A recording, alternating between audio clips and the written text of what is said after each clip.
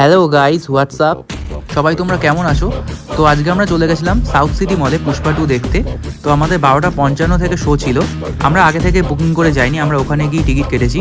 360 টাকা করে আমাদের টিকিটের প্রাইস নিয়েছিল। 12:55 শো ছিল। তো ভাবলাম একটু সাউথ সিটি মলটা ঘুরে নিই, তারপরে হচ্ছে শোটা দেখা শুরু করব। আর এটা ছিল 3.5 ঘন্টার শো।